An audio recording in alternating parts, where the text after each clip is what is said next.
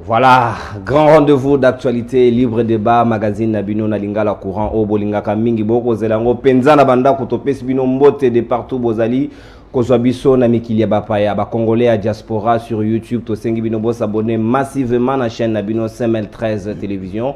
Question il y a pour bénéficier au parfum à la minute qui suit l'actualité na République démocratique du Congo. Oyo ezali penza très brûlante ces derniers temps et sengi Nabino bo simba ete na breaking news to pe na information na biso na beaucoup c'est 9e jeu à francophonie ba repousser en 10 années après réunion d'évaluation ba constater ba retard très considérable et à ba travaux ils ont avancé tende ba garder en haut toujours na République démocratique du Congo mais ekosa le maobe na 2023 Paul Kagame na mokolobe ya lobby azaki na occasion ya investiture ya bayo bazaki ba nouveau ministre na ye oye ba autayi ko investir bango a lobby ete na occasion yango a se prononcer na mawe état de République démocratique du Congo a lobby lisusu ke azo comprendre penza malamu mingi te na lolenge nini 25 ans déjà durant oyo est ya mboka na biso ezali pacifié te ba yini ba ko boma toujours ba milliards ezali ko dépenser mais solution ezali ko se trouver te azali penza na ba inquiétude mingi pena na maye nanto komitu na sikawa ndenge nini mopaya komi penza na ba souci mingi ya mboka na biso ko le kobe na biso moko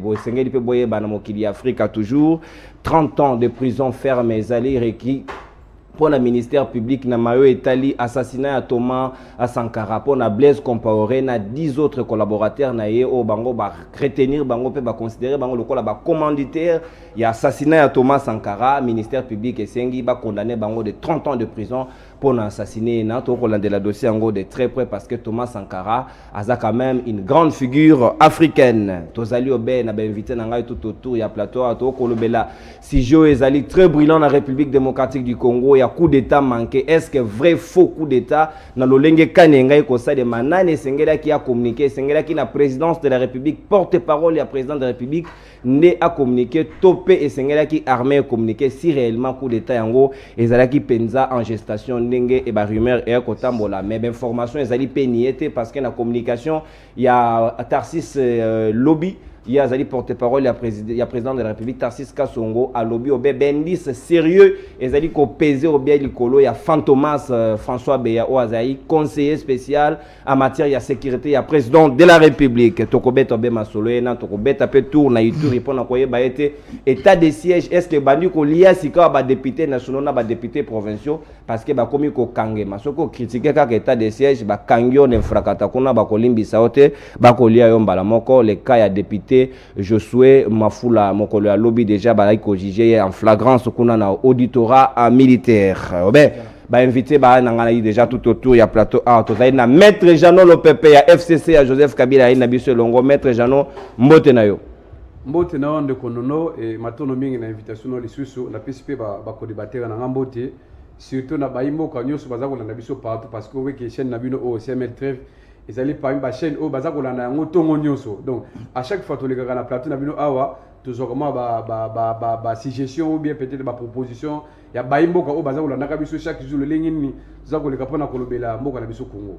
Très bien, le lengeni toi kolobato ko servir nation en toute conscience maître Jano merci pour na ba fleur ou boakeli CML13 télévision na mosala malamu to ko sala ceux qui boit ko reconnaître ngo et j'allais ko encourager biso pour que to continuer to zali pena moko abayi union sacrée à li personnalité Gabriel Moigna très recommandé très sollicité et pas la population mbote ndeko Gabriel pe boye malamu mbote ndeko journaliste mbote na bande konanga o toza tozui occasion ya ko partager na tongo ya lelo mbote na ba kongomani nyonso mbote na ba kino en particulier toza wana pona ko sunga mboka par rapport à makambo ezoleka en tant que Congolais tous on a droit à éclairer opinion des raisons pour laquelle tu kutania wana. Très bien, tous on a droit à éclairer opinion ndingo lobi yango moko pe ya IDPS sengela kasa na biso longo Emmanuel Tibambe a désisté à la dernière minute pour na ba raison où ezali personnel na yeto ebité biso to bengo be IDPS boko constater ba été toko salobe mosala toko continuer pour na ko servir bino en toute responsabilité tous ali pe na moko ya la moka ye azali obe communicateur ya nouvel élan ya Adolphe Mozuto Mfumu Pandeko Bruno Mimbenga mbote na mpe boye malamu. Merci mingi ndeko nono, merci pour l'invitation mbote pe na bandeko tout ça bon na plateau. On suppose que bon mon ndenge de pèse ko ça la comédie, ti jusqu'à ce que non batu oyo boye lokola Jamal Kabunda ba pharisien ba égyptien bo mona bango sur la télévision te preuve ça que non bo monde ba komi ko kima itanduike bango o ba koloba que non baza victime ya coup d'état il a fallu bazala awa boy poto sangisa makanisi to banini eza koleka na kati ya mboka Congo mais fort dommage on a vite compris que eza nango théâtre o bande ko ba ko sala kati ya mboka mais na kati ya plateau oyo boy to ko solo makambo etali mboka na biso Congo tokosola makambo etali mboka na biso Congo ndeko Bruno Mimbenga ye pazali na biso elongo maître Platini Mbadu ya zali analyste neutre politique akozalobe na biso ako rejoindre biso déjà na minute ezali koya to ko fungola déjà sujet na biso ya mokolo ya lelo coup d'état manqué vrai faux coup d'état lolenge nini ekolekela pona nini leki est réellement le président de la République à courir risque pour lobby communication et salami na RTNC na pourquoi maître Jano Norobandobe na yo moko ya ba IFCC communication et salami na pourquoi porte-parole ya président de la République Tarsis Kasongo a confirmé à Bibendi c'est sérieux il y a menace il y a sécurité nationale et ça ko peser likolo ya ndeko François Beya donc akorumela moi moke na ANR kona pona ba retenir ba renseignement concernant Maena mais coup d'état ba niete. Non mais merci bien matono ndeko nono na komeka ko sala mo analyse par rapport ya question wana mais nanga kile bisa ba imboka eloko moko ndeko nono oyebi à chaque fois to le kana ba betando iki ya plateau à télévision tuzaka na devoir toujours ya ko informer ba imboka ba e balolenge nini mboka ezali kotamola mais oyebi mikolo eti koleka ebele awa ndeko nangai bo mwelo lenge nini même bino ba pandisango bo boka ki ba bo pesa ki ndeko jila lingeti bo pesa ki ba fleur lolenge ni alosala musala na yi alors ngai pe take moko ya ba congolais na soki initiative na ngai ndeko ngai na komela ki monsieur Gilles Lingeti na qualité na take inspecteur général ya finance n'est-ce pas amekana na sala ki lettre za lettre ya rappel ya ko rappeler nécessité ya ko publier rapport ou akene ko contrôler janini je suis à Gentini Gobilane konanga parce que on a l'impression que non c'est comme si il y a un complot autour de ces rapports là imaginez-vous que non à un moment donné na Kinshasa ou bien dans l'ensemble du pays l'IGF a passé par ça, il contrôle mine de Konanga. Il y a beaucoup de gouverneurs, il y a même des mandataires de Konanga. Ba perdre des postes na bango. Après le contrôle ou bien passage, il y a l'IGF na contrôle na. Mais l'IGF wala de Konanga. A kenda qui peut contrôler. Je suis à de Gentini Ngobila. Mais ti lelo rapport wana place ezali tout ça koyeba moté de Konanga. Ngana za ko poser la question. Ceux qui va commettre l'autorité à Mboka de Konanga. Autorité za kana 48 heures ou bien 72 heures. Ah mais qu'on répond à nous mais on a conseillé d'aller depuis semaine passée le a déjà mon collègue mercredi donc le ça déjà jeudi et ça déjà une semaine que non jusque là il n'y a pas encore une suite donc na éviter ceux qui ne quoi ligneti à ça na poste à répondre sur le gouvernement pourquoi parce que ebele ba dese ba kei na moni même lettre na yo ba ko sommet nani madame la ministre oh ya portefeuille abandé ko sommet pour azo ba sanction à l'endroit de la société comme le la Cohydro et les autres là, après contrôle IGF. Mais pourquoi seulement contrôle il y a autant de vie pour la nation publique en entier? C'est que là il y a un problème. Très bien maître Janon, message il est qui vrai faux coup d'état, il est qui le lengenine. De konanga il peut na kosonga na eloko wana oyebi ki na régime ya ndeko Tshilombo. Tokomona nyoso ndeko nanga. Tokomona ba film oh tukala komona na yangote. Parce que film il monsieur bandaka déjà. Bandaka la programme ya 100 jours. C'était film ndeko nanga. Pourquoi on est joué bah parce que procès mon bidon on a il fallait que ngaba soit détourner bon wana kona dossier on a eleka oye les sous na projet na yelo ko batile nzelo de kona ngai il y a ba soupçon de détournement on n'a pas arrêté les gens de kona donc il y a réaction de part et d'autre ti lelo ni le parquet ni la NER aucune même institution à l'état on a interpellé n'est-ce pas bato ba s'impliquer qui na projet de kona ti lelo projet ben eleki na mai peuple congolais a bandi ko bossa nango oye les sous de konanga tentative à coup d'état za na mboka oh te de konanga coup d'état za na mboka te pourquoi parce que biso ba congolais de konanga soko tali constitution to c'est là qui déjà avenir ya mboka na biso avenir ya démocratie et ça na carte ya constitution na article 64 le bi clair de konanga on ne peut pas accepter que pouvoir est établi institutionnellement et ça la renverser de konanga pour te dire que non peuple congolais andima qui déjà que non ngai na mboka oyo to boyi kambo ya coup d'état soko lingo za pouvoir na démocratie et non na coup d'état de konanga makabito ko le semaine passée awa na biso yo esala kinga passe na mawa pourquoi parce que nous avons komona ba scénario ya régime o de konanga boni balobi que non voilà il y a une tentative à coup d'état de konanga depuis samedi si le nous a mercredi et c'est déjà combien de jours et l'objet de landaki dans l'année monsieur Kasongo porte-parole la président de la République. À ça qu'on le bat que non, il y a des indices sérieux, il y a Biloko. Mais je crois qu'il y a une disposition article 27. Il y a quoi des procédures pénales. Lorsqu'on dit que non, par exemple l'inculpé, à ça qu'on se présente, il y a un indice sérieux à culpabilité. C'est qu'on vous arrête directement. Vous comprenez? Et on vous défait devant l'autorité judiciaire compétente. Mais tel est ce scénario en régime où on connaît. Il y a des indices sérieux. Mais les indices sérieux, ni les années de connaître. À invoquer le bio, non, il y a atteinte à la sécurité de l'État. À la sécurité de l'État, de connaître. Atteinte des infractions. On a la ligne de connaître. Porte-parole casse au monde. Ce sont des infractions et ils ont réprimé dans le code pénal congolais. Ça veut dire quoi? Si ça veut être vrai, n'est-ce pas? Moi je ne vois pas de opportunité. Balingi va me tenir de connaissance François Béana parce que comme il y a des sérieux de connaissance, nous avons des juridictions judiciaires. Pourquoi pas qu'on déférer directement devant le parquet? Comme ça, procéder tout la position en flagrance. Parce que dans ce pays de connaissance, oui, mais dans d'autres pays, il y a une tentative à coup d'État. Il y a toujours un procès à flagrance. Mais pourquoi ici on fait traîner les pas? Ça veut dire quoi? La présidence, et ça question est là, on va s'énerver dans le monde. Parce que Baïmboka, si on va dire à venir à Congo, c'est la constitution, et Bavanti, union soit de Gonanga. Très bien, j'allais le pour glisser, pendant que la justification, il y a une élection, en tout cas, et qu'on les catène de Gonanga. Parce que le peuple congolais, j'ai vu comment on a manipulé les jeunes. N'est-ce pas? Le même samedi, là, plus de 10 ou 15 personnes. Merci, Jean-Louis. Très bien. Il y a coup d'État. Il n'y a pas un coup d'État. J'insiste. Hier, le porte-parole a dit que non, voilà. On a des spéculations sur les réseaux sociaux. Non! Il n'y a pas coup d'État de Gonanga. Pourquoi si vous avez un coup d'État, qui va protéger le coup d'État? C'est le peuple congolais de Gonanga. Merci. Togo, il va mentir. Tous en a pour ça que non, de couture le mot. Assis échoué déjà. Asi a joué na yende konanga donc kolukela ba sympathie moko boy pour peuple congolais balinga et ça susu yango tende konanga to za na besoin d'élection Gabriel d'élection pour négocier le mot Gabriel Manya yo komo nango pende zali okola une sorte ya théâtre pour na mokonzambo ka luka sympathie et aina ngo tentative ya coup d'état te kasongo pe affirmer te alobi kaka bendis moko ya culpabilité zo menacer sûreté nationale nde yango esengi ba yoka penza malamu bazwa belema elongo bani et pas ndeko François Béa.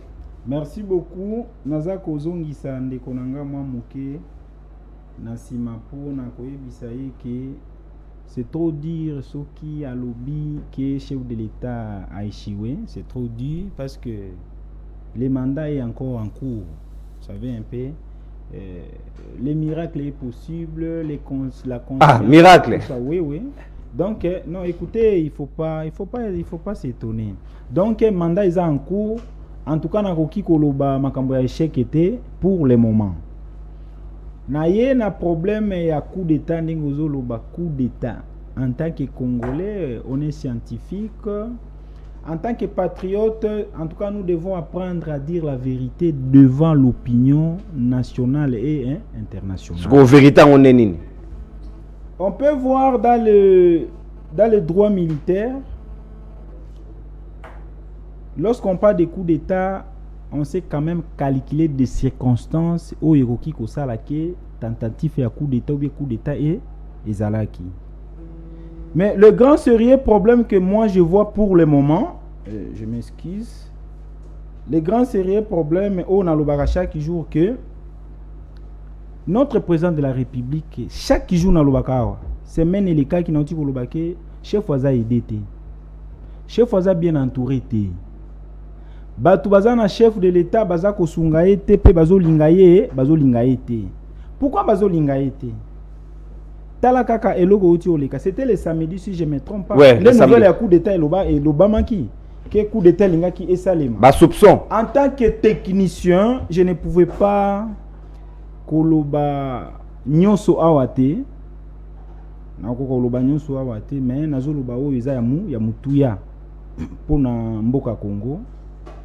Coup d'état elingaki esalema samedi, prétendu coup d'état elingaki esalema samedi, c'était dans les après-midi quand on a interpellé M. Béa, samedi, dimanche, lundi, mardi soir, porte-parole à chef de l'État a eu risque ya kokende ko se prononcer qui sa communiqué na radio nationale. Ya makambo nyonso auti koloba. Non, ça c'est pas aider le président de la République. est-ce que la présidence de la République... Mais président d'Atindieti, Babi bien porte-parole, il y a président de la République. Dans le président à sa institution, parlement et les gouvernements. Il ne faut pas tromper l'opinion ou les gens. Quand on est à côté du chef, il faut aider le chef convenablement. Quand on est à côté du chef, il faut l'aimer et être stratège pour aider le président de la République. Mais il n'aide pas le président de la République. Comment il peut se permettre de faire passer un communiqué? Après 72 heures, il y a prétendu coup d'État. Ça s'est fait où? Vous, quand vous parlez de coup d'État, ils à côté Kangouba ou vous parlez de coup d'État? Point d'interrogation. Mais déjà, on a évité ce que c'est un peu pénateur le coup d'État, il y a un vrai faux coup d'État. Merci parce beaucoup. Que Nani Sengera qui a Kangama, ils ont dit qu'à François, il y a 6 coups d'État normalement. Ils ne font pas l'honneur du président de la République qui va tout entourer. Comment il peut prendre cette motivation de faire passer un communiqué après 72 heures? Il y a prétendu coup d'État. Et ça, les magas. Et ça, les magatés. Et ça, biloko, et ça, les magas. Au temps réel, vous soupçonnez et puis vous vous prononcez directement. Et puis ce n'est pas... Et les arrestations suivent en même temps. Au même moment. Il faut pas... Mais je me pose des questions. On doit reprendre l'école ou comment? Parce que même si on est de la mouvance présidentielle, quand on fait quelque chose, on doit le faire avec beaucoup de responsabilités devant l'opinion. Il se permet de dire tout ce qu'il a dit à l'opinion. Ça n'existe pas, mais c'est Kassongo. Il faut aider les chefs. Qu'est-ce qui... Non, nazo silisa. Et là, on est salima. Mais c'est quand on n'est pas habilité à communiquer. Le problème il y a prétendu coup d'État. Et c'est qu'il n'a pas communiqué. Nous avons un gouvernement de la République. Au sein du gouvernement, nous avons les forces armées de la République. Alors, au moment venu, le gouvernement a communiqué. C'est l'armée. Papa, et là, on est aux Zoloba. Ce qui coup d'État en gros. Et l'ingénieur Salima Ndeni, na caractère ni. C'est pas avec l'ingénieur na caractère militaire. Ce qui coup d'État salami na mboka. Et ça na caractère militaire, non? Quel est ce civil-là qui va prendre des risques de prendre un couteau ou soit un bâton pour aller chercher? Non, j'ai fini là. Chité. Donc, monsieur Kassongo, il n'a pas été à l'auteur de ses responsabilités. Nous avons l'armée, nous avons la police. Au sein des forces armées de la police nationale congolaise, il y a la communication au ESA en permanence. Et puis, cette histoire que Yakotanga Tanga, Aner, non. L'ANER ne peut pas se prononcer devant le gouvernement de la République. Très bien. Avant que l'ANER se prononce, le dossier, c'est un dossier d'État. Vous comprenez au moins ça? Bien sûr, l'ANER est une mission spécialisée. Et l'ANER gère les dossiers d'État. Oui, ils ont géré l'État, mais ils ont habilité pour la Kolobaboui. Et là, ils ont salima batu baye bake et loko oyo batu ane kokosa Kabila dans les moments passés. Bako sango président de la République. Si vous voulez faire quelque chose, faites-le proprement et stratégiquement. C'est ça les conseils qu'on peut donner à M. Kassongo. Merci. Tout à l'heure, Gabriel Moigna. Ndeko Bruno Mimbenga, yopo komona makamona mai net na linette ya opposition komona ngololenge nini mayo ba la kisibiso vrai faux coup d'état communication à président c'est pour taire ba rumeur éthique à place na bonne information. Merci Ndeko Nono. Moni biso limomba nouvelle là. To puis ko na muzoba o bande ko IDPS ba ko ça parce que IDPS déjà il perd de virginité. Ezali ba institution IDPS il perd de virginité politique na yamo. Et puis, le peuple congolais en a besoin de ça, la coup d'État dans le pouvoir, M. Félix, c'était parce que l'IDPS déjà c'est Kofi, et il y a 2023, tout ça, la matin à 40e jour, tout le monde a café, et puis parce que le nom est autant beaucoup le coup d'État, et ça, l'histoire déjà que non, M. François Béandé, à la tête, il y a Makambo, mais il s'est quand même ça battu. Vous croyez réellement à Mora Oeboué? Balingi basa la coup d'état et puis les canaux pas abisso ababo.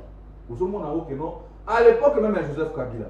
Abana pour monter ma stratégie na yo ko mona zui. Mutu moko songolo pakala azu basola tcheba na RTNC ba beti masasi. Wana me Kongobile. Coup d'état au salami ya mad IDPS. Parce que okata lisa c'est na ka kokolu be na kam moko quelque part.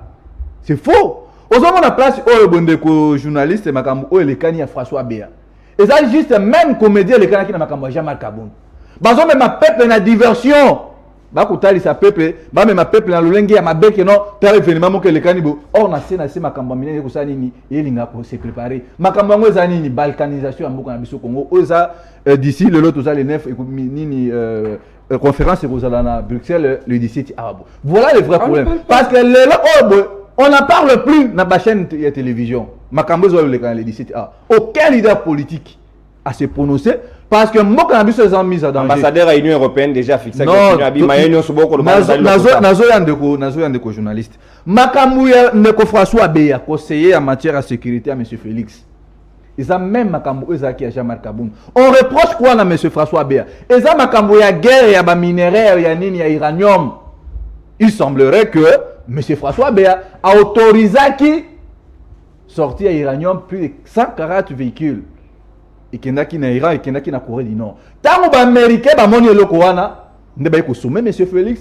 Ko ba que non mais pourquoi eloko oyo boye to telemela ki Joseph Kabila régime na yo ya IDPS ba ko sala ngo lo lenge moko ndenge Jean-Marc Kabunda sala. C'est ça le vrai problème batika ko ebisa bato coup d'état parce que biso to ko sala coup d'état na urne na 2023 ndena ebisi bino abo. Tout ça a besoin de parce que comment on a régime à monsieur Félix c'est de la pourriture. Est-ce que la cosa la coup d'état na pourriture eloko ça déjà pour la non. Donc peuple za na kanda azana besoin akenda na maponami pona ko benga na régime oyo boy to ya ko zongisa mboka na nzela. Donc c'est ça le vrai problème parce que on ne peut pas accepter ba ko ça biso coup d'état mal in Rwanda et lo ko na biso to permettre ngote. Donc juste za ko le kanalo oyo bonde ko journaliste eza scénario eza amateurisme et puis coup d'état na bango basali yango na lolenge ya mabe voilà les termes oyo botoki ko communication en lobby et bengi population ba céder na ba spéculation te no ma mingi ya lokuta ezali ko se glisser na nzela. Au moni régime il y a monsieur Félix la personne la plus dangereuse dans le monde des journalistes ils ont tout à Kosaka ndeto ko mona régime oyo nous avons connu des promesses et puis des mensonges et l'équipe de l'eau et puis ce que tu dis zonga muke aner ku ko auditer monsieur François Béaté dans le lenge bakangi wana boy donc mutuaza la compétence à auditer François Béaté conseiller en matière à chef de l'État c'est auditeur général de la République. Oh, comment on a confusion parce que les Babi analyse autonome. Non, de journaliste dans les bisbino analyse autonome. Ce que tu as dit hiérarchie. François ben azali kolo ya aner. Yango no mona kitango bazwa ki samedi abwa ki koloba. Ozoma la place ibonini amateurisme ezali na incompétence ya bandeko ba kolakisa biso to lobby makambu ya ndeko Félix coup d'état etikali ata ko sala matin parce que ce coup d'état c'est le maki biso to ebi que no batu o ba ka ko maîtriser situation ce qui mo que ça na crise c'est l'armée donc on suppose que non armée il y a qui déjà se prononcer que non voilà ou bien comment et puis mais et le qui samedi dimanche lundi mardi 3 jours 72 heures après au monde en ozoma que c'est puis un civil.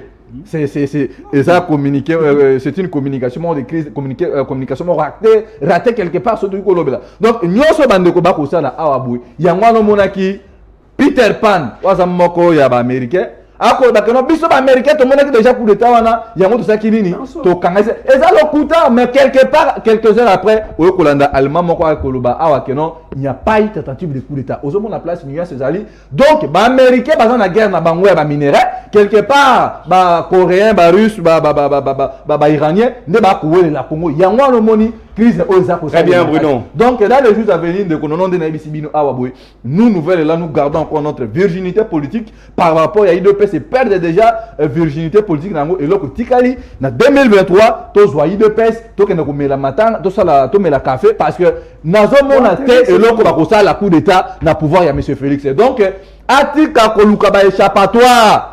Nga na place ya monsieur Félix conseil na ko pesa ye to proposer asi azui déjà mon solo asombi ba pangu asombi ba mituka kamboli tapis rouge puis 4 à 5 voyages merci likambobe za ba voyage te to ko beto be solo ya ko ebisa ba kongomani que non j'ai osé mais je n'ai pas pu être à la hauteur donc en 2023 natiki na mesa et puis akena ekozala le 24 janvier 2024 tout le monde a Félix a copé sa flambeau na mutu mususu donc voilà yango na lobi de journaliste pour na soki ça donc monsieur Félix a remarqué son glissement donc après 2023 mandat Félix aussi là ndenge lingi transition là bato basali droit tout ça na ba mettre awabwe là mutu nyonso un homme courageux a pouvoir pour maîtriser situation parce que mandat monsieur Félix Sanini expiré même un général très bien Bruno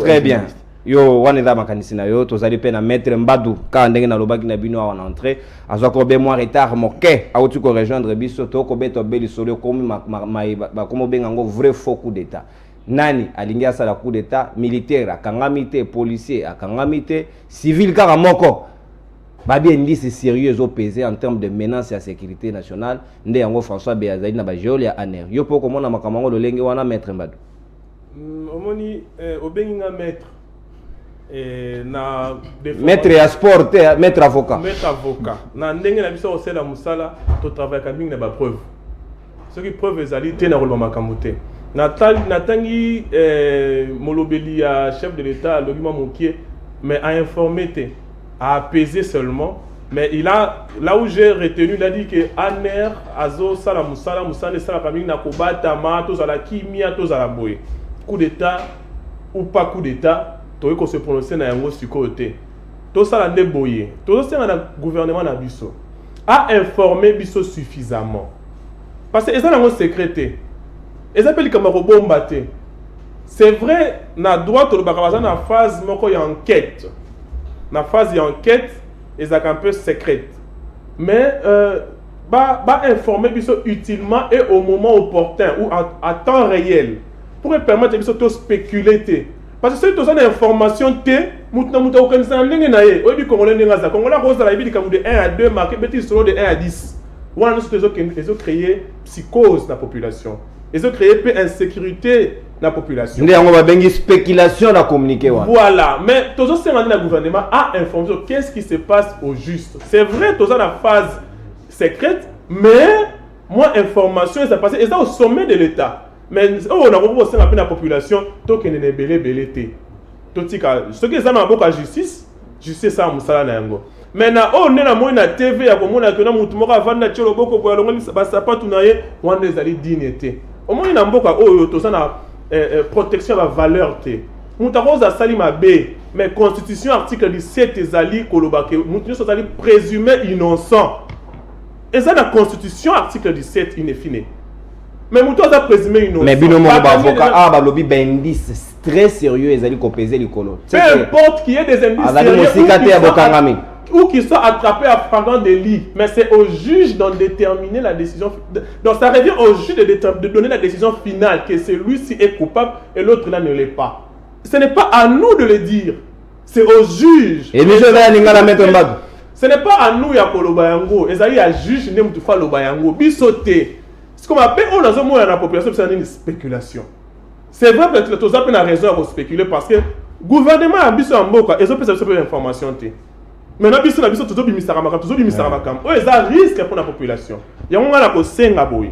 Na gouvernement Congo ba informer biso suffisamment pour que spéculation ait diminué. Très bien, pour que la spéculation est diminuée parce que ce qui rumeur est ici quand il y a bonne information estalité rumeur wana et comme on peut cette impression que y a on des alliés au bonne information ba conseiller sengeli ba kamata penda ba disposition ba tia à la place publique la bonne information mais tout monde na lombango penza mettre Jean na ko zongela pour na to clôturer dernier tour ya table ya mayo itali dossier ya François Béa pe ya vrai faux coup d'état sur to ko benga ngolo lenge wana Nambala moko bakangie mokonzi mboka azalaki libanda na Ethiopie pour na échange ya flambeau na Macky Sall azongi kaka na Kinshasa mbala moko pe a décidé intérim na ye babi monsieur Jean-Claude Boukassa ye esengeli asa intérim ya François Béa donc tokoki ko conjuguer déjà na passé.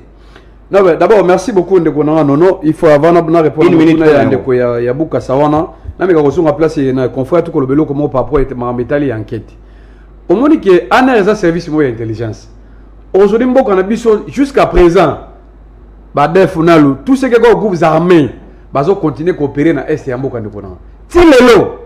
Mais dans l'Est là-bas, il n'y a pas l'ANER. C'est comme si Basio ANER, ils ont seulement la Kinshasa. Non, de Kolanga. ANER est un service secret national rattaché à la présidence de la République.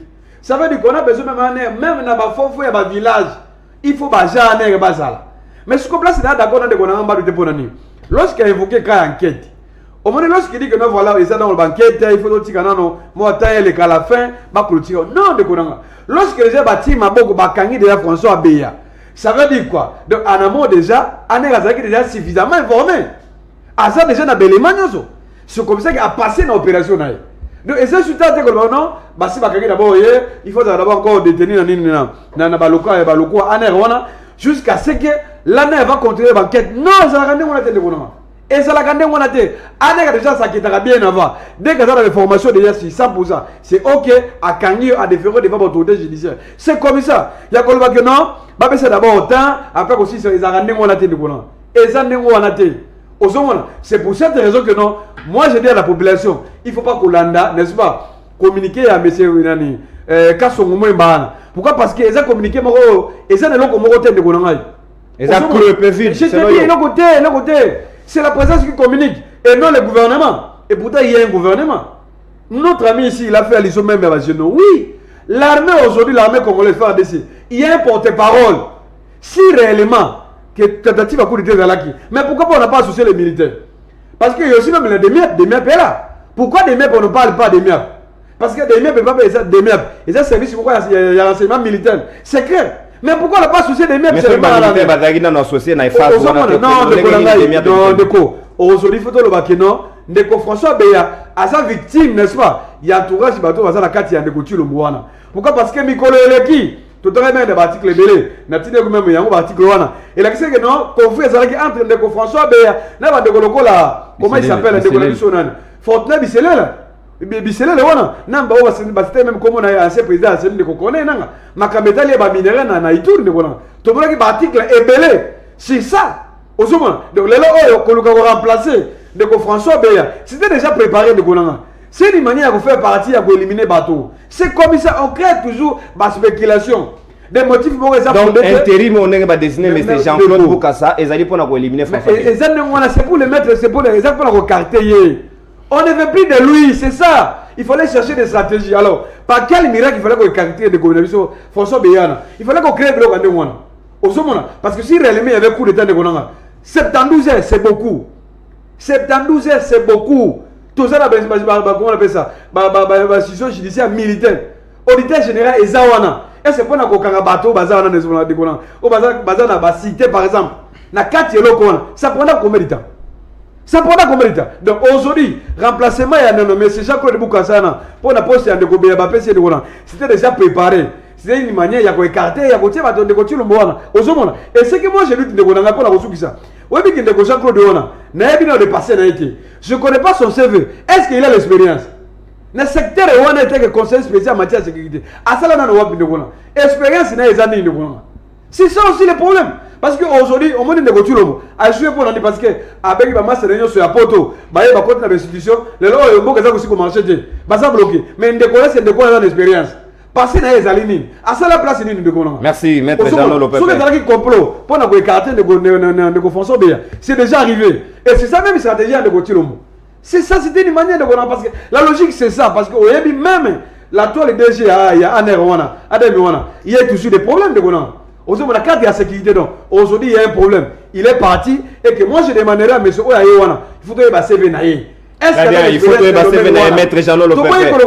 Merci. Oboyo Baby Locos politique, Oye Baseve Naye, Ndeko Gabriel Mania, Yozali Moko Yabayi Union Sacrée, Balobi, Balingi s'effacer na François Beya, Baleka, Ndenge Zako Beka et Vital Kabere. Binope Union Sacrée, manière na bino procéder Gito Rotea.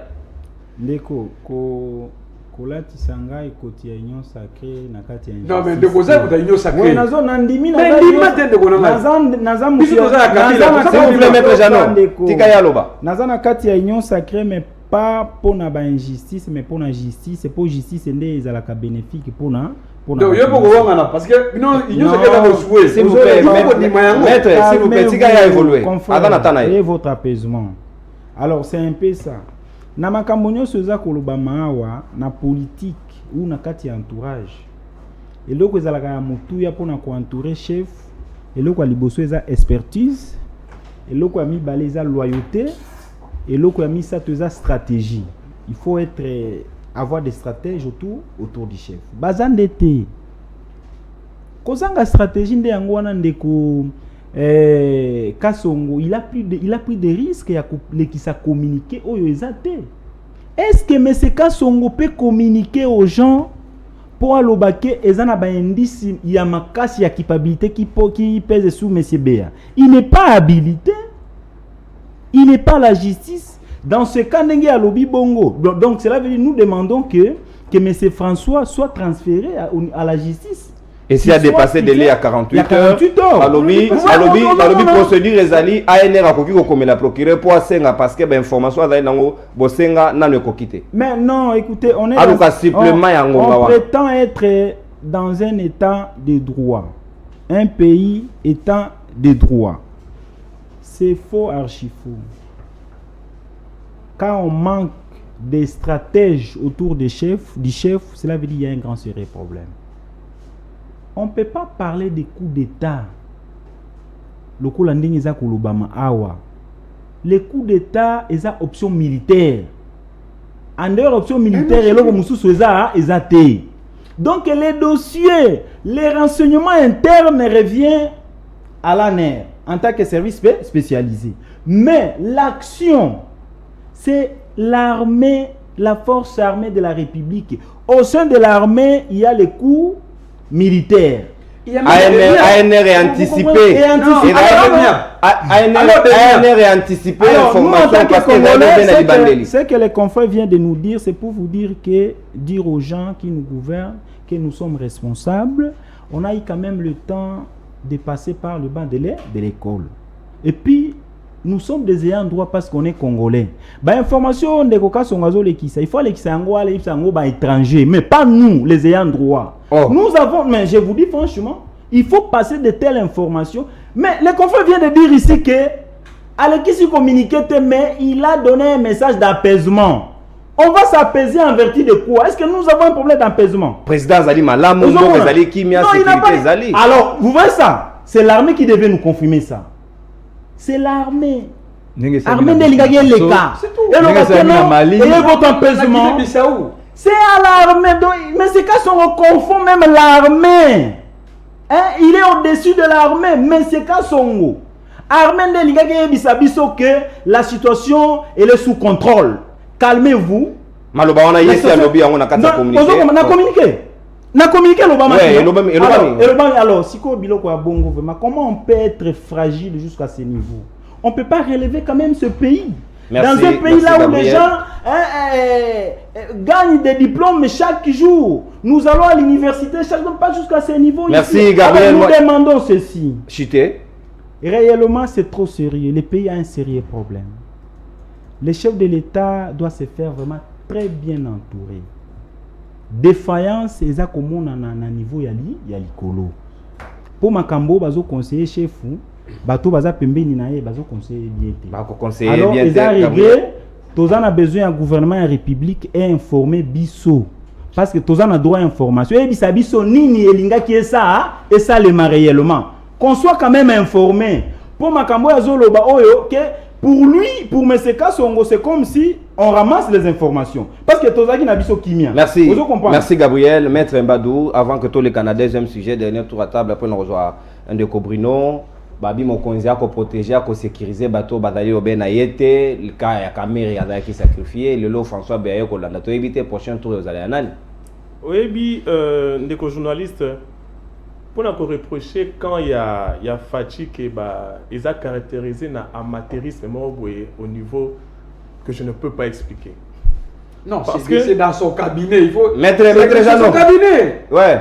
C'est là où il y a les problèmes. Maître Jeannot, non, n'a pas boyé. Parce que depuis que qui Ndeko François Béa, jusqu'à aujourd'hui, les enquêtes continuent. Je ne peux pas entrer dans les 48 heures parce que l'année quand on vous prend à niveau à ANER, ils peuvent même dépasser 48 heures parce que dans le service, il y a renseignement. Ils ont quand même d'autres compétences au-delà de la compétence de la OPJ ordinaire. Mais, dans le niveau à sommet à l'État, ok? Dans le niveau à sommet à l'État. Et le Congo a béni, entre guillemets, coup d'État. Et Congo a ce temps moulaï. Je suis d'accord avec mes co-débatteurs pour dire que non, Ezui, temps moulaï est belé. Et puis, coup d'État, c'est une affaire militaire. Tu connais Trango en 1965 avec Mobutu. Deux fois, la 60 et 65. Dans le pays Moussoussou, il y a 60, on a pris des coup d'État. Mais dans le pays Moussoussou, tout le monde est dans le pays Moussoussou. Et ça, vraiment, quelque chose de militaire. Ce que c'est que pour apaiser la population sur la question, entre guillemets, de coup d'État, ça allait être les militaires. mais ce qui est comique de quoi avec la TV abani ko expliquer quoi apaiser biso dans le sens où non il y a rien mais soyez calme mais il y a des sérieux de culpabilité mais mutu moko ko ça pour l'état vraiment un civil mais pas n'importe lequel voilà mutu moko pas ça mutu pas mbaté aza quand même yo a diriger qui agence nationale de renseignement DG. donc Non, déjà. Et là, il est mais comme DGT madame À l'époque, c'est voilà donc C'est avant la l'enfant de la République. maîtrise il y a Congo mobimba na boko na ye mais eloko to pour tozo bondonga na awati sikoyo mutu aza na information na mesa oyo ya solo azate ye alobi na côté na ye ndenga kanisi kuna pa lobi na côté na ndenga kanisi ndeko pa lobi na côté na kanisi biso tozo ba neto kanisela information ya malonga ezate alors na kati ya mutungisi wana ya kozanga information congolais ne surtout liberté mayo etali approche ya mokonzi ya mboka camere sacrifié François BAP akei oui na qui peine de kokoloba que non il y a eu conflit entre Biselela et François Beya ainsi de suite beza ba élément autres za na mona maboko côté mais ce que ça na système wana facha zo longo la battu to baza bien eza risque pour na ye parce que na 2023 azana besoin à battu et battu o bazo longo wana simana bango battu mususu bazali parce que Azan a besoin d'unité pour 2023 à Mekakozwa. Mais ceux qui ont 2000 à l'ongli battu surtout à Minene baza pembe na atika ba ono tu ba oti poto ba ye kaka mbangu. Ba bina mituna oyo ba mi se ba ndo beta soute na poto. Ba ngo ba ki no ba mi se na ba linga ki Congo te ba ndo saki ba ngo de ba linga Congo mingi. Mais ba ndo ba ya awa bolinga Congo pe no mona wote tisikoyo. Wana ba na diaspora. Tisiko na mona bolinga Congo. Merci maître Mbado Bruno to suki sapena na lombango na sujet pour na kopesa bino 2 minutes to boucler sujet ya suka. Yo zaina conseil personnel ya kopesa mokonzi mboka pona mawe etali ba collaborateur na ye. Merci ndeko nono biso lingoma nouvelle là to ko sepela ndenge compétence ya régime oyo ko salema parce que 2023 tozo pouvoir et puis tozo ngisamboka na rai. Au moins na mboka oyo batu baza ko réfléchir ba être normaux. En état que service et intelligence balingaki ba mener ba investigation ba quête na bango d'une manière calme sans pour autant que population ayeba. Tout le monde a une opération Salem Awa Barack Obama à l'époque tant que na kuluka Osama Ben Laden. Makambu wana le kana na lolenge moko et puis batu bazaki même pas informé. Ozomona la place professionnalisme ezali mettez la place busoteza na régime mais ANR communiqué tes lignes de Georges Kapiamanda bandaki. Mais ozomona non ne parlez même pas de Georges Kapiamba. Il ne faut pas bien parler de lui. Ko ba kutu makambu mais on de vérité. Non. Vérité yango oyo nouvelle ele ya koloba awa bonde konono soki bo kondima to kondima isuna est-ce que la ndime meta porte-parole du gouvernement Louis Makambu oyo eloko moko te donc nyonso za komona awa boye eza juste ko luka faso ko pesa beki na seni pona koloba que non contrainte la cour de sécurité zala qui c'est ça mais tu déjà Makambu oyo boye ba ko luka mabiso na transition mais c'est ekosimba te parce que biso to yebi François Beya aza mutu ya mukete na mboka oyo boy. François Beya yende mutu amemaki chilombo pa ya Kabila na kingakati. François Beya aza po ko sangisa Kabila, Kagame na Félix bango tumisa to na triangle wana ningizali. Mais to ko kamwa lelo oyo boy. Tango monsieur Félix ako bengana liboso sali séparation na ye ya lolengo to yebi na ndeko Kabila. Ya mibale na Kamere, ya misato na ndeko na biso Jean-Marc Kabund. Ya mine na François Beya. Mais je me pose la question. Bah, où tu as réunion à Bolikita, je ne vis aucune personnalité, il y a eu deux personnes qui sont mais qui représente réellement qui va défendre Félix? Au moment la place, c'est compétence aux alliés. Donc, il y a un Makambu Oyoboy, il faut passer à Batoumaël parce que Félix est Moutakosa, la coup d'État à sa tête. Ce qui n'est pas ça, transition au Salema, n'absence à Félix. Là, je suis d'accord. Kabila Bossala transition na Kabila transition au Boyamad in Rwanda ba Uganda bazana occupation mboka na biso lokola le oyo bonde konono est-ce que ba que non province moko za na Rwanda Gisenyi ba mabelone za biso ba congolais avant 1885 ta ba na conférence de Berlin bazo mabele wana ba pesango ba Rwanda parce que mboka ba on zaki mboka mais lelo oyo boye biso ba congolais to comme victime oyo ba allemand ba ko luka ko financer conférence ko sala makeno to zo ali sous Nord Kivu na Sud Kivu to pesa o ko mona makambu oyo ba kasongo mwana ba ku ko lobela na télévision mais ba ko loba makambu moko ya salité na télévision ko désorienter opinion publique yango wana ndeko no biso to lobi makambu e ko lekana awa boye eza juste incompétence lekindelo merci mboka komi na balabala d'où ezo senga batu vraiment pour ko remettre mboka na lolenga malamu parce que makambu lekani na régime ya Félix du jamais vu très bien précision peu concision na dernier tour de table parce que to comme obeda souka émission to débordé en tout cas soko débordé na kokata yo na ngonga na yo maître Jano 2 minutes pratiquement to ko lobela mayo etali état de siège na est député provincial wadaka frère ya Gracien de Saint Nicolas bakanga qui est pour na critiquer qui état de siège lelo oyo moko soko ya ba eli national na kombo ya Josué Mufula yepe azali jugé en auditorat militaire en flagrance ba ko reprocher outrage pe manquement de respect na encore incitation à la population na haine na oyo mayo etali état de siège Maïwana, est-ce que c'est possible de critiquer l'état de siège, que ça l'évaluation, même député national, soka meki, bako kangaye na aéroport, et ça dit malamuto malamuté. Non mais ndeko nangai, moi libilo kona na 2 minutes nangai c'est belé.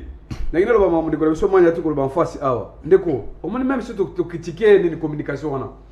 Communication dans la cadre de la cabinet président de la République. C'est ça le cabinet na yango wana. De lelo communiquer au moni on a 2 paragraphes wana. Et ça le cabinet na yé. Ouais, ça chapeauté par M. Guilain Niembouana. Si surtout sur le produit de diaspora de Wolanga, Baya ko ya apporté na poto. Baya na Congo ah ba bisi ko misala. C'est ça les problèmes tout ça dans Wolanga. Parce que ceux qui bazala qui vraiment ba compétent, n'est-ce pas? Et l'on connaît les canaux médiatés de Wolanga. Et les gars qui est les canaux médiatés. Et j'insiste, c'est que nous avons le bien le Komora. Oui, Anera Zawana bien sûr. Mais il y a aussi la demia Pizawana. Et même parce qu'on a renseignement militaire de Konangaï, Bazawana. Mais pourquoi ne pas associer Bangote? Pourquoi les militaires vont le bélo comme côté? C'est que ça marche à Bango de Konangaï. C'est comme ça que le peuple congolais, on peut savoir crédibilité le Gouanate. Message Gouana est un vide. Tu sais peser dans le Gouani. Parce qu'on sait que nous vendredi passé ici, le chef de l'État, je crois qu'il a présidé même avant qu'il a présidé le Conseil des ministres. Il est ici au pays à Kinshasa. Il est dans les mouvements de Konangaï. Ça veut dire quoi? Il est un côté.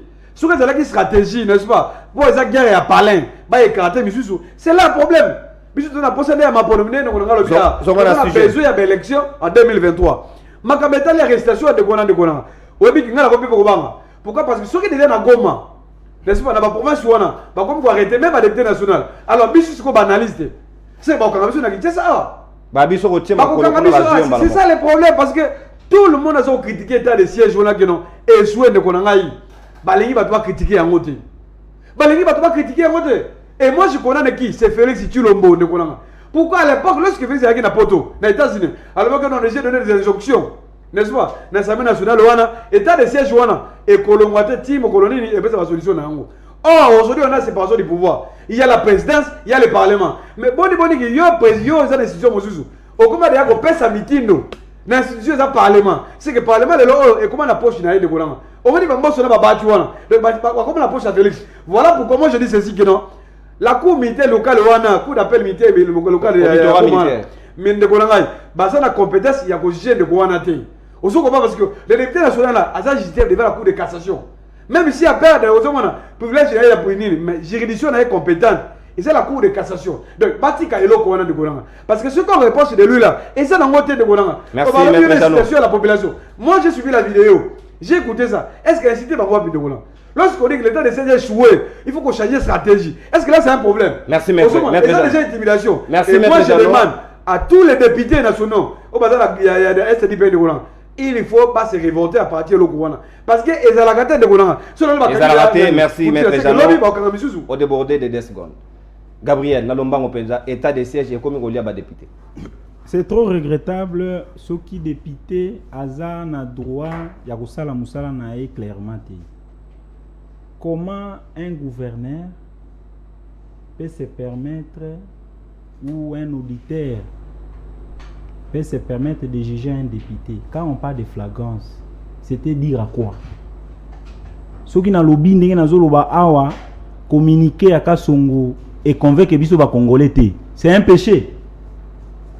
C'est pour lui dire que prochainement, asala isu makambo sala te asala malamu. Alors nyonso wana bazo semer confusion pour rien. Bazana compétence ya juger député te. Ceux députés pe aza au-dessus de la loi te. Ceux qui député asali mabe ba na député na Kinshasa aya kozala juger. Ah et puis ba député nyonso va permettre bavir wanate parce que ça en tout cas c'est comme si le Congo n'existe plus. C'est comme si le Congo n'existe plus. Par rapport à ce qui concerne conclusion pour un problème et un coup d'état, moi j'aime beaucoup le président de la République. Je lui fais confiance. Je sais que il peut faire quelque chose pour notre Il peut pays. faire le miracle.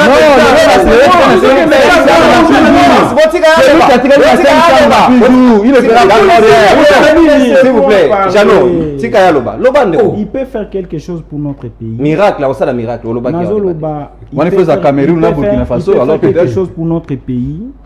Mais le problème, c'est quoi? Il n'est pas bien entouré. Pour président, mon a bien entouré, à analyser, à communiquer à M. Kassongo.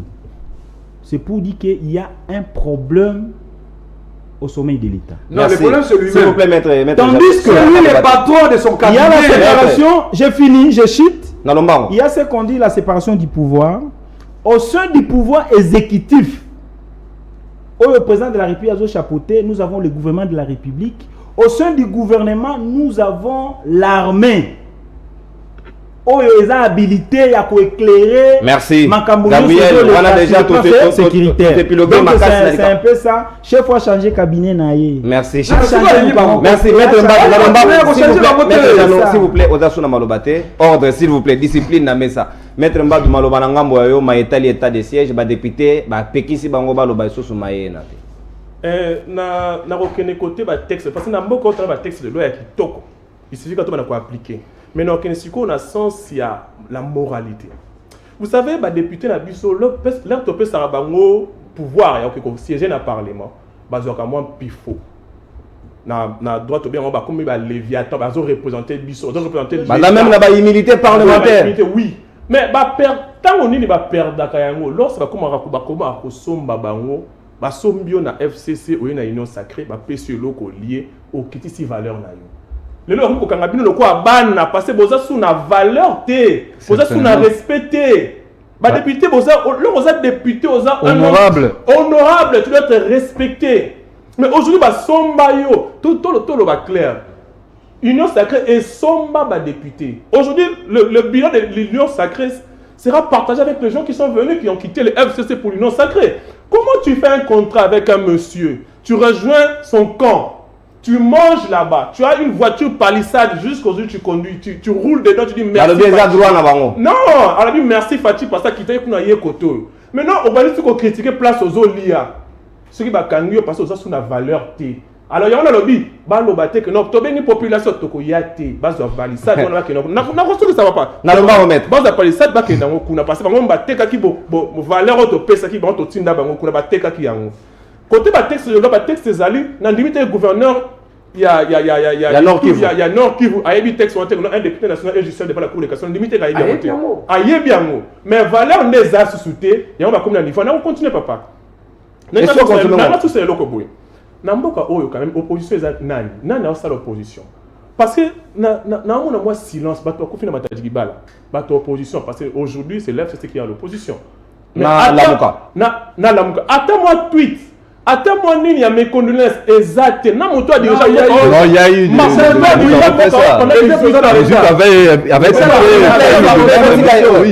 au sommet de l'État. Quand même, tu as dirigé pendant 18 ans. À l'Obakate, et l'autre côté. Les astiles n'a mais quand il agit à travers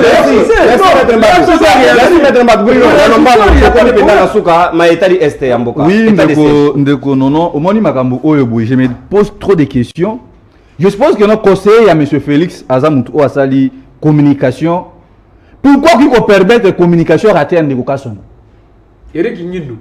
Au moins le problème. Que le côté batu au peut-être sa chimie ou au tien c'est pas mon corps Mutu Asali. Non, je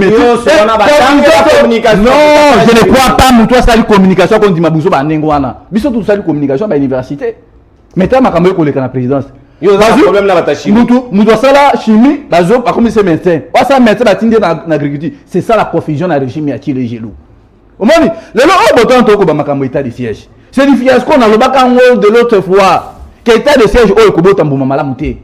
État de siège là jusque Félix a ko bongi sans la balkanisation. Oh le balba ba ko réclamer Nord Kivu kotana na Rwanda. Yango na ko bengi sa ba congolais baso bisika bazali. Bazan Autriche, Bazapi, le 17 au Botoku dans la siège de l'Union européenne à Bruxelles. Biso peut à Kinshasa Abo parce qu'on a senti absence totale. On dirait Makamambo qu'on a biso est au concerné quand bande qu'on a biso bazan à diaspora. Ba député ba Koliama. Ba yango wana moni ba député ba komi lokola bana mike ba ko sakana kana bango mboso na ko mona ko me bakata fololo ko pesa akilo mo c'est ça problème nous c'est la mboso. Donc moi je demanderais bah député na biso bah se prononcer pendant ma conférence le 17 au juste problème eza nini parce que sur le mabiso de la souverain il a fallu qu'on respecte biso ba délocaliser conférence wana on a Kinshasa bisi ya ba congolais ba ko participer ba nini ba ko lobela kuna mais c'est pas ça le cas il y a moyen de non ba congolais ba que non province ya Gisenyi eza na Rwanda eza mabe na biso donc nous avons l'obligation ceux qui tozu mboka oyo bona sur le map populaire il faut que ça mbelona parce qu'on ne peut pas accepter un centimètre ya mboka na biso ekende na Rwanda parce que loso ba ko kanga député ndeko nono parce que ba député ba komi ba déshonorable to ko mona ba moyenne mbalemba o ko mona ba to ba jamais comme vous croyez réellement ba bilongia nengo ba dernier ça ils peuvent rester